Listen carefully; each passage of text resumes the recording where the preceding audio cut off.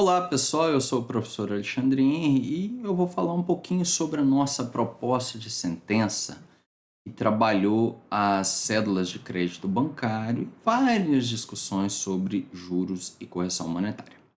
Não era uma proposta muito complicada, exceto para quem não domina esse conhecimento, ao menos o conhecimento básico sobre a diferença entre juros e correção monetária e a diferença entre juros remuneratórios e juros compensatórios.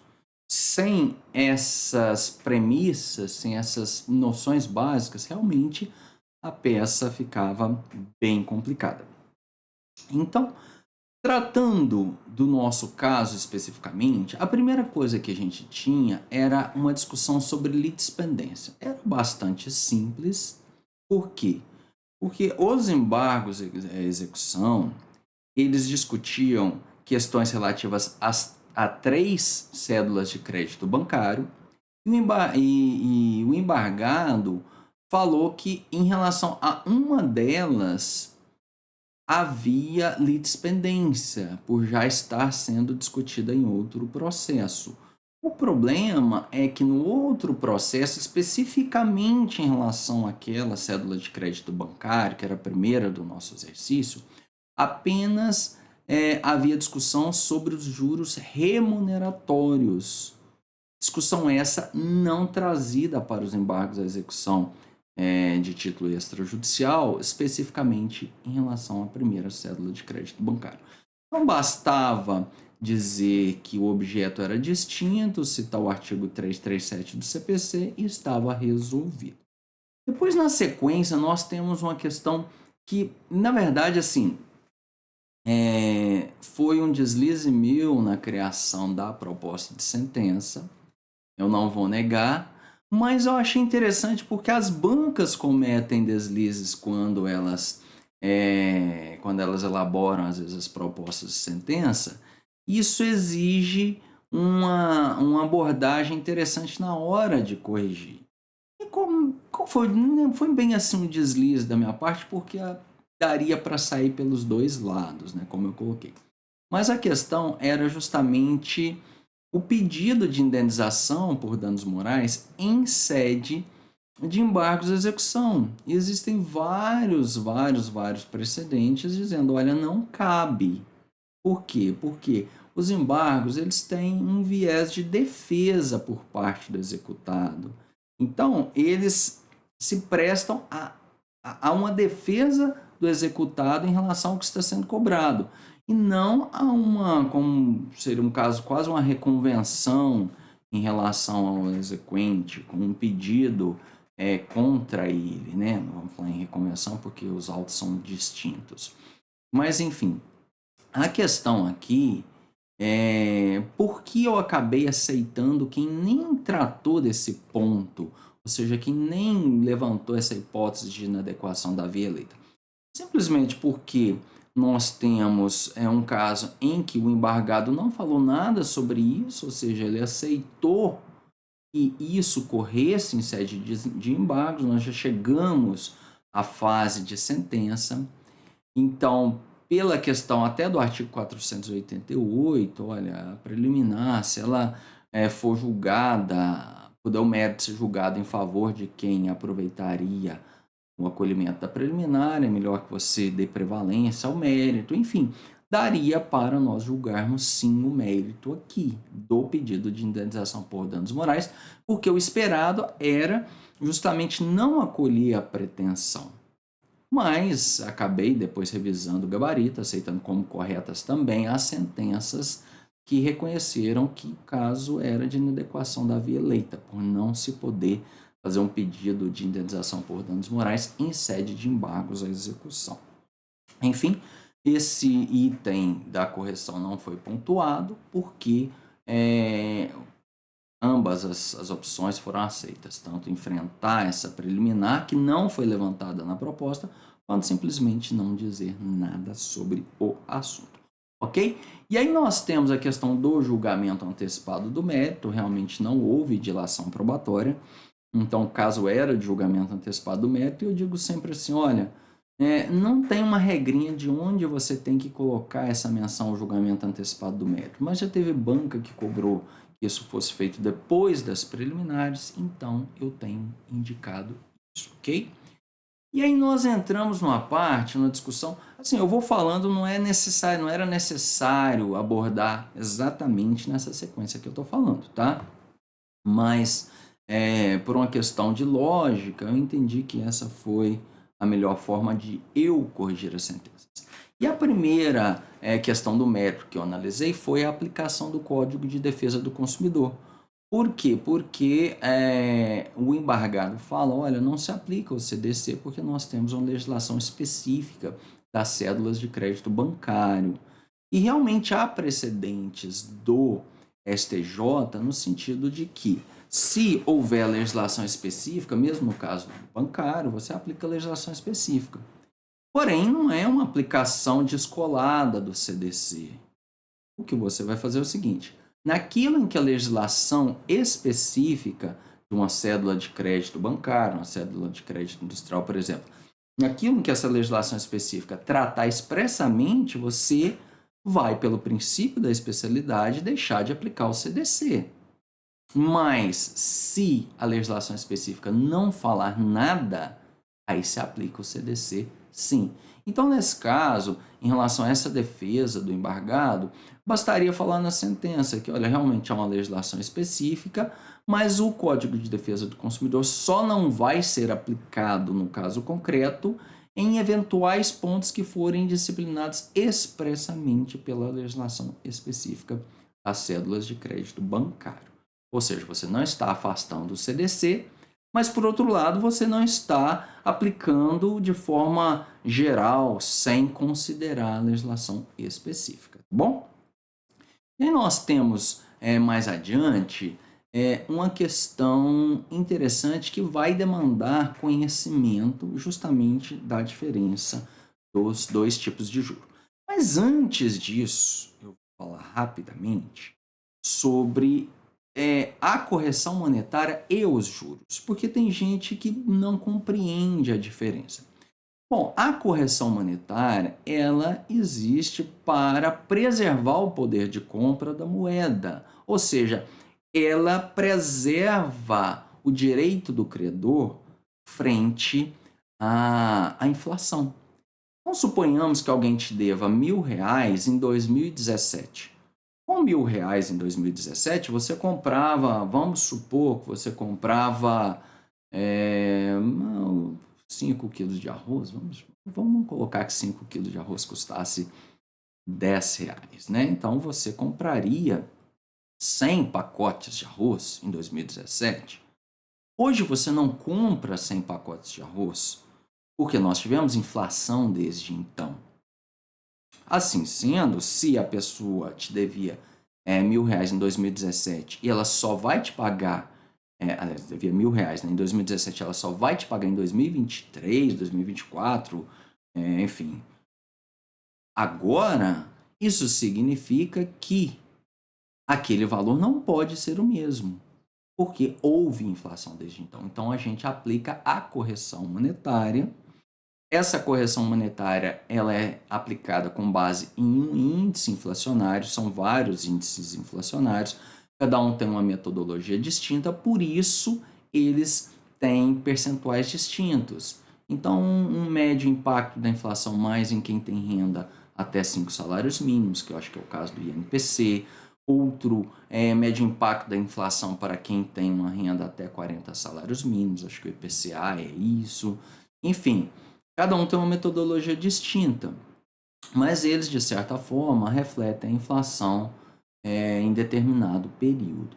Então, correção monetária ela é feita com base em um índice específico, você tem que escolher qual é o índice, e esse índice ele é medido, às vezes, pelo IBGE, no caso do INPC, às vezes pelo IGPM, no caso da Fundação Getúlio Vargas, às vezes a Fundação Getúlio Vargas, no caso do IGPM, né? Mas, enfim, essa é a correção monetária. E os juros? Bom, os juros, eles são nada mais do que a remuneração pelo fato de alguém estar com seu dinheiro. imagina que você tenha R$ 1.000 e você empreste para uma pessoa. Ora, essa pessoa vai estar com seu dinheiro, enquanto ela estiver com seu dinheiro, você não vai poder usar, você não vai poder fazer aquele dinheiro render. É como se você tivesse emprestado uma casa, você tivesse emprestado um bem, alguma coisa. No caso de bens, quando a gente empresta para outra pessoa, a pessoa vai pagar aluguel. No caso de dinheiro, quando a gente empresta para outra pessoa, a gente não fala em aluguel de dinheiro, a gente fala em juros. Mas se você for traçar um paralelo, os juros representam o aluguel do dinheiro. Então você cede o dinheiro para alguém e essa pessoa vai te pagar juros porque você cedeu. Esses juros que eles são similares a um aluguel, né? Que eu estou forçando bem a barra, a gente chama de juro remuneratório ou juro compensatório por você estar com o capital de outra pessoa. Mas existe outro tipo de juro que são os juros moratórios. Os dois, na verdade, fazem a mesma coisa. Eles vão remunerar o dono do capital, o dono do dinheiro, pelo fato de o outro estar com o dinheiro dele. Só que, no caso dos juros remuneratórios, eles remuneram porque você emprestou para outra pessoa, porque você contratou com ela. Agora, os juros moratórios, eles remuneram especificamente como uma forma de ser um aluguel extra porque você não pagou no prazo. Suponhamos, aqui eu vou forçar a barra de novo, tá? Mas suponhamos que você alugue uma casa para uma pessoa e fala, olha, o aluguel da casa custa R$ 1.000 por mês, se você me pagar até o dia 10 de cada mês. Mas, se você não me pagar até o dia 10 de cada mês, você vai ter que continuar pagando esse aluguel de R$ 1.000, mas o aluguel ainda vai aumentar um pouquinho. Aí, a partir do momento que você ficou em atraso, o aluguel vai passar de ser R$ 1.000 mais R$ 100. Ou seja, eu vou aumentar o aluguel por conta da mora. O seu aluguel porque você está com a minha casa, e um pouquinho a mais porque você não me pagou em tempo. Eu falei é uma comparação meio forçada, mas é isso. Então, os juros moratórios seriam esse acréscimo por conta da inadimplência. E aí você sempre lembra da palavra mora, porque quando a gente fala de multa de mora ou de juros de mora, eles só existem porque existe mora. E a mora é o atraso. É aquilo que acontece quando você não paga na data devida. Tá? Então, existe essa diferença entre juros remuneratórios e juros moratórios. Os dois remuneram o dono do capital pelo tempo que a outra pessoa esteve com o dinheiro dele, sendo que os juros moratórios, eles têm um caráter de penalidade porque você não pagou na data devida. E aí a grande questão é justamente isso. Olha, quer dizer então que os juros remuneratórios, eles incidem até a data do vencimento e os juros moratórios começam a partir da data do vencimento, né? Substituindo os remuneratórios? Não. O STJ já enfrentou essa questão e decidiu, olha, é plenamente cumulável juro remuneratório com juro moratório, porque cada um deles tem uma origem distinta. Um é pelo empréstimo do dinheiro mesmo, dentro da normalidade, e o outro é pelo atraso, o outro tem um caráter punitivo. É aquilo que eu falei, é como se você alugasse uma casa para uma pessoa e falasse, olha, o aluguel dentro do período normal ele é R$ 1.000, mas se você atrasava eu vou acrescentar R$ 100 a mais no aluguel. Então esses R$ 100 a mais são os juros de mora. O R$ 1.000 seria o juro remuneratório. E quando vence o aluguel, você não deixa de pagar esses R$ 1.000, você vai pagar esses R$ 1.000 mais aqueles R$ 100. Então, você tem comparação bem grotesca da minha parte, mas você tem, então, e essa conclusão de que os juros remuneratórios, eles continuam incidindo mesmo após o vencimento. Logicamente, se o contrato previr o contrário, aí tudo bem. Mas se não, o contrato pode prever sim que os juros remuneratórios permaneçam correndo enquanto não é paga a dívida, ok? E aí nós temos outra questão que é a multa de mora. Há eu vejo algumas sentenças às vezes confundindo juros de mora com a multa de mora. Ela teria uma função que seria quase a mesma dos juros de mora, é penalizar a inadimplência. Só que a multa de mora, ela acontece uma vez só. Então, se eu prever lá uma multa de mora de 2%, por exemplo, ela vai incidir uma vez só. Não pagou no prazo, incidiu. Ah, ela é por mês? Não, ela não é por mês. É uma vez só. E ela tende a ser um plus nessa tentativa de você convencer o devedor a pagar em dia a dívida dele. Então, por exemplo, no caso de um aluguel residencial, às vezes a multa de mora chega a 10%. Tá? Então você fala assim, nossa, eu vou pagar meu aluguel dentro do prazo, porque se eu atrasar um dia, aumenta 10%. Aí os juros de mora, não, os juros de mora também vão incidir, mas aí eles têm um percentual geralmente bem menor, mas eles também se prolongam no tempo. Então, se a minha dívida venceu hoje, eu vou pagar daqui um ano, a multa de mora é de 2%, por exemplo, ela vai incidir uma vez só, 2%. Pronto. Os juros de mora, não, eles vão incidir de acordo com o tempo de demora após o vencimento, ok? Então, essa é uma diferençazinha básica. Nós podemos ter quatro encargos incididos ao mesmo tempo. Quais são? Correção monetária, tá? Porque ela vai corrigir as perdas inflacionárias, juros remuneratórios, se contratados, tá? Juros moratórios e multa de mora. Os quatro podem incidir na fase de inadimplência, sem o menor problema, cada um tem uma origem. No nosso caso aqui, em relação à multa de mora, a discussão era em relação ao percentual. Por quê? O embargante vem e fala, olha, não, o percentual de 5% é abusivo, ele não atende ao que diz o CDC, que é só de 2%. E a defesa do embargado do banco olha, não, mas existe legislação específica das cédulas de crédito bancário. Só que a legislação específica da cédula de crédito bancário não trata do percentual da multa de mora. Então, na ausência de abordagem por parte da legislação específica, nós vamos aplicar a legislação geral, que é a do CDC, então a multa realmente tem que se limitar a 2%. Lá no caso, por exemplo, se eu não estou enganado, na lei do inquilinato, lá fala da multa de mora em, no máximo 10%.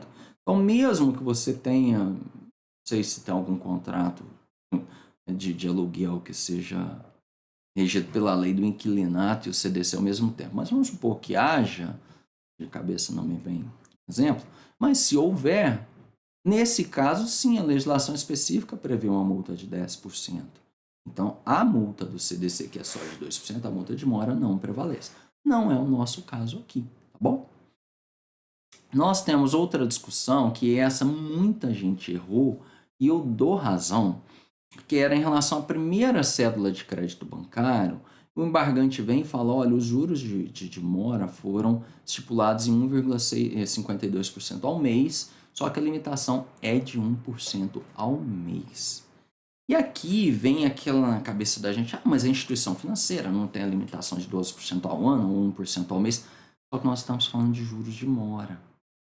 E essa liberdade de você contratar juros sem um percentual, sem a limitação de 1% ou de 12% ao ano, né? 1% ao mês, 12% ao ano, ela vale para os juros remuneratórios, não os juros. E há uma discussão sobre o artigo 406, aí no nosso gabarito eu detalho isso, porque eu acho particularmente que hoje em dia teria uma liberdade maior para você contratar os juros de mora do que havia antes, na vigência do Código Civil de 2016, de 1916. Mas o STJ, ele tem uma jurisprudência consolidada que não foi alterada tá? Após o Código Civil de 2002, no sentido de que os juros moratórios, exceto se a legislação específica permitir juros maiores, mas se a legislação específica não permitir juros maiores, os juros de demora, não juros remuneratórios, os juros de mora, mesmo para as instituições financeiras, eles são limitados a 1% ao mês. Então, você vai ter os juros remuneratórios, vamos supor, os juros remuneratórios são de 2% ao mês. Aí chega o vencimento, não pagou, você tem a incidência dos juros remuneratórios de 2% ao mês, mais juros de mora de 1% ao mês, mas limitados a 1% ao mês, ok?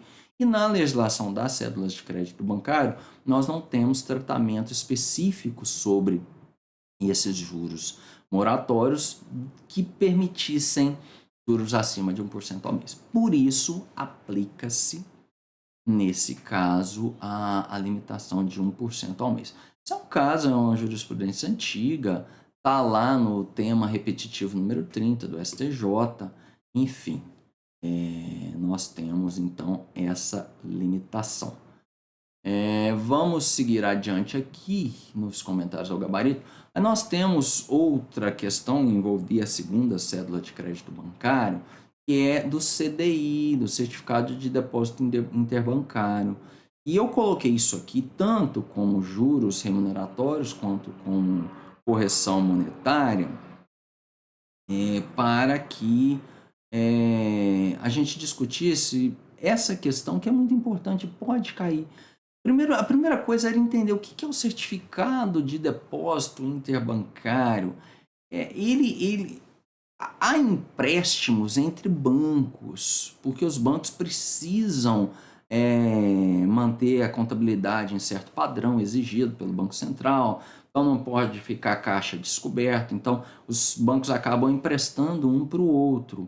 E nesse empréstimo dos bancos um para o outro, existem essas taxas de juros. O Banco do Brasil não vai emprestar para o Banco Bradesco de graça. Não existe isso. Imagina um banco emprestando de graça para o outro. Não tem, né? Então, os bancos utilizam uma taxa do depósito interbancário, ou seja, quando o Banco do Brasil empresta para o Bradesco, quando o Bradesco empresta para o Itaú, você tem uma taxa de juros ali. E nós temos os certificados de depósito interbancário, você tem uma taxa, então, desses certificados, e essa taxa, ela é divulgada, ela não é decidida, a taxa do CDI, decidida por cada banco. Estou falando da média dessas taxas do CDI, né, do certificado de depósito bancário. Não é definido pelo banco a revelia, ou seja, a forma potestativa, enfim. O banco ele não tem liberdade para decidir qual que é a taxa aplicável ao CDI, essa média. E aí, então, nós não temos problemas em aplicação dessa taxa CDI aos contratos do banco com particulares para empréstimos, contratos de mútuo, usando-se o CDI como parâmetro de juros remuneratórios. Porque, ao contrário aqui do nosso caso, que o embargante fala, mas é potestativo, aí o banco que pode escolher qual é a taxa, eu não tenho previsibilidade. Não tem nada disso, o banco não tem esse poder. Por isso, os juros remuneratórios podem ser fixados com base na taxa aplicável ao CDI. Só que nós estamos falando do CDI como uma taxa que ela não é um índice inflacionário, ela não é um índice de correção monetária, é um embute de juros, enfim. Por isso que a jurisprudência aceita o CDI como parâmetro para a taxa de juros remuneratórios, mas não aceita como parâmetro para a correção monetária, porque a taxa do CDI não mede correção monetária. E não mede a inflação, aliás. Então, no nosso caso, você deveria rejeitar ao pedido dos embargos no que dizia respeito à segunda cédula de crédito bancário, que questionava CDI para juros remuneratórios, você deveria rejeitar os embargos nessa parte, mas deveria acolher na outra CCB, na outra cédula de crédito bancário, quanto à questão do CDI como índice de correção monetária. Não é tão complicado assim, é preciso entender a diferença, é só isso, tá? É o CDI, por que ele pode em um e por que ele não pode em outro. E aí, mas aí nós tivemos um outro item da sentença em que muita gente deixou omisso. Poucos erraram, mas muitos deixaram omisso. Que era o seguinte, aliás, eu já estou passando para outro item, parecendo que é uma continuidade da discussão do CDI, né? Vamos encerrar essa discussão do CDI, vamos voltar para frente. Mas, por enquanto, vamos entrar na questão da terceira cédula de crédito bancário, que falava da abusividade da taxa de juros. E nesse caso aqui, o que nós temos? O STJ já falou, olha, a taxa média do mercado ela não é um índice rígido que o contrato de mútuo, por exemplo, não pode ultrapassar. Não, ela é a taxa média. Você pode ter contratos acima dessa taxa média. E aí você vai ver caso a caso se é abusiva. Então nós temos uma zona muito cinzenta. Até uma vez e meia, até 2 vezes a taxa média do mercado, tem muito tribunal que não considera abusivo. Tá? Mas no nosso caso, não. No nosso caso, eram quase 5 vezes a taxa média do mercado. A taxa média do mercado era 16%. A taxa prevista no contrato era de 75%. Então, nesse caso, a abusividade, especialmente o banco, quando o banco não fala, olha, não, é por isso, tratava-se de um cliente muito inadimplente e o risco era muito maior de emprestar para ele e por isso que eu estou cobrando um valor a mais. Não, o banco não falou nada disso. Então, a abusividade aqui, ela a gente pressupõe que existe. E aí você teria então que declarar essa abusividade. E aí vinha uma coisa, aí que vem o erro que eu estava puxando do item anterior e a verdade é relativo a esse. Mas no caso de reconhecimento da abusividade dos juros remuneratórios na terceira cédula de crédito bancário, era preciso que você enfrentasse o pedido do embargante de aplicação de juros remuneratórios de 1% ao mês ou, subsidiariamente, de juros remuneratórios com base na taxa Selic. Muita gente foi e aplicou apenas a taxa média do mercado sem enfrentar o pedido do embargante. Por que não pode aplicar 1% ao mês? Por que não pode aplicar Selic? Por que eu vou aplicar a taxa média do mercado? Então, muitas sentenças ficaram omissas nesse ponto. Você teria que falar, olha, o que mais bem reflete o que é praticado no mercado em relação aos juros moratórios, juros remuneratórios nesse tipo de contrato, não é o percentual de 1% ao mês, não é a Selic, é justamente a taxa média do mercado. Tanto que ela é a taxa média do mercado. Por isso que eu vou aplicá-la e não aplicar juros de 1% ao mês ou pela Selic, ok? Essa é uma grande questão. E aí a gente vem na terceira cédula de crédito bancário, vem a questão do CDI como índice de correção monetária, e já falei que aqui teria que acolher o pedido do embargante, mas aí vem o embargante e fala, não, então, se é ilegal o uso do CDI como índice de correção monetária, nós não vamos aplicar a correção monetária. E aí muitas sentenças não fundamentaram essa questão, essa pretensão do embargante que era para ser rejeitada. Por quê? Você não vai afastar a correção monetária sob pena de enriquecimento sem causa por parte do embargante. Porque se você não aplicar a correção monetária, você não tem a manutenção do valor de compra da moeda.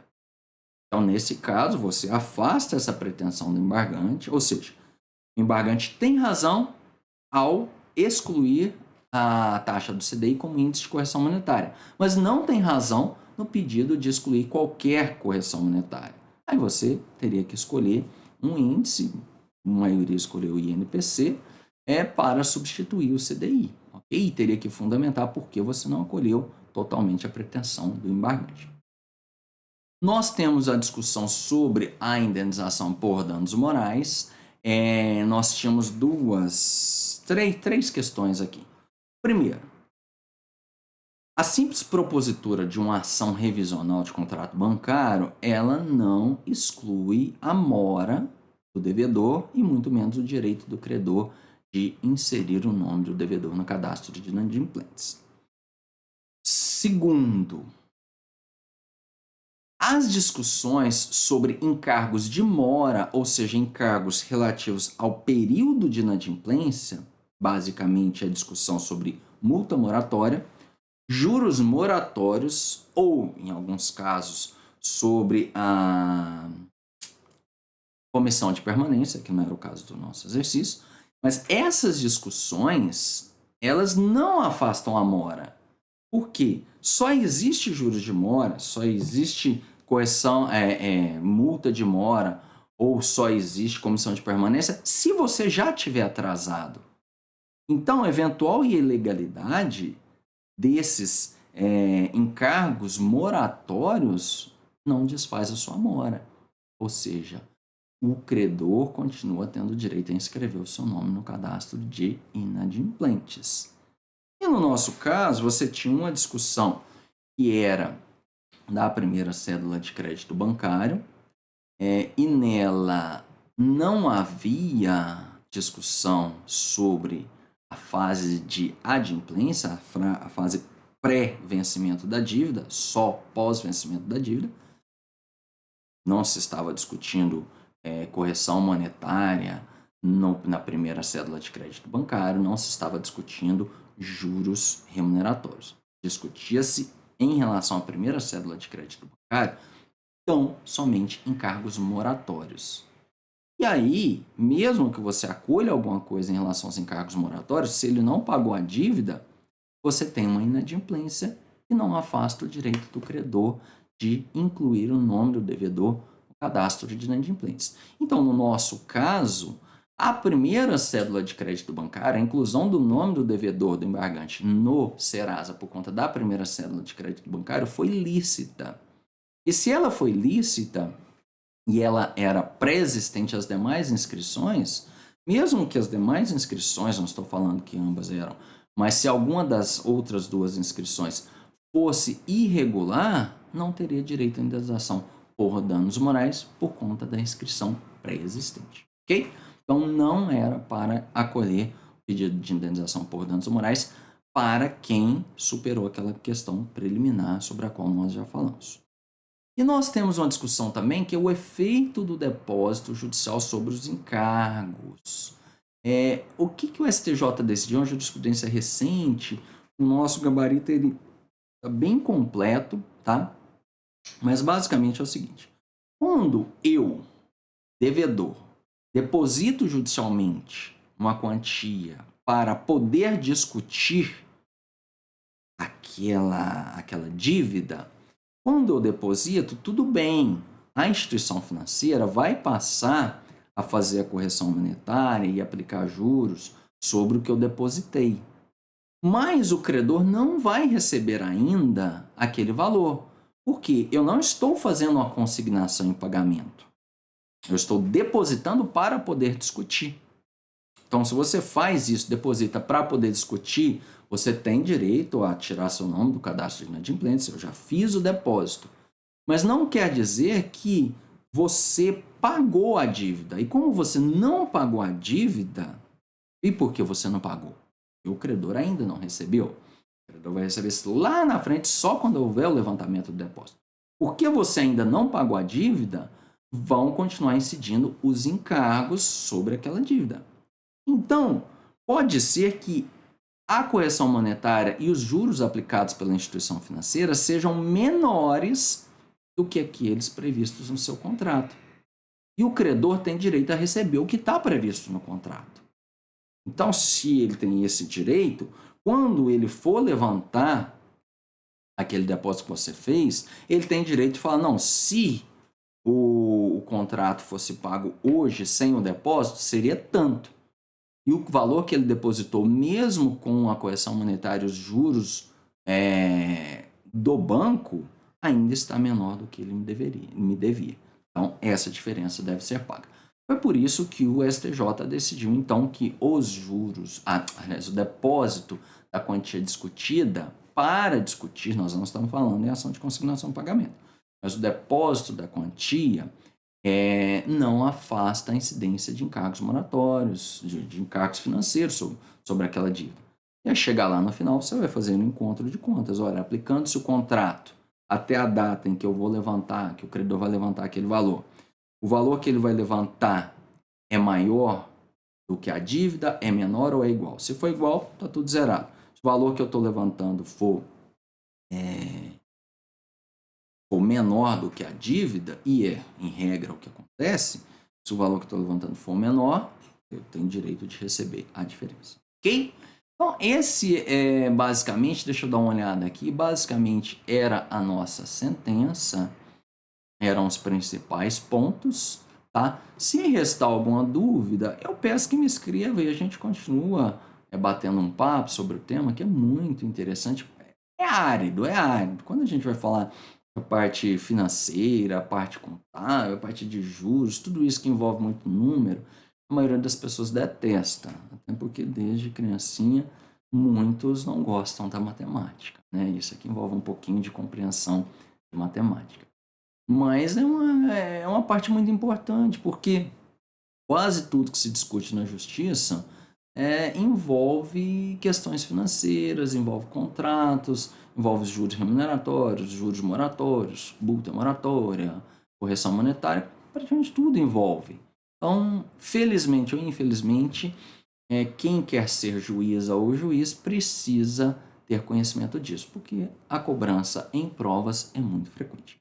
Certinho? Então, um abraço do professor Alexandre Henry, eu espero que eu tenha clareado um pouco mais esse assunto e continuo à disposição para eventuais dúvidas.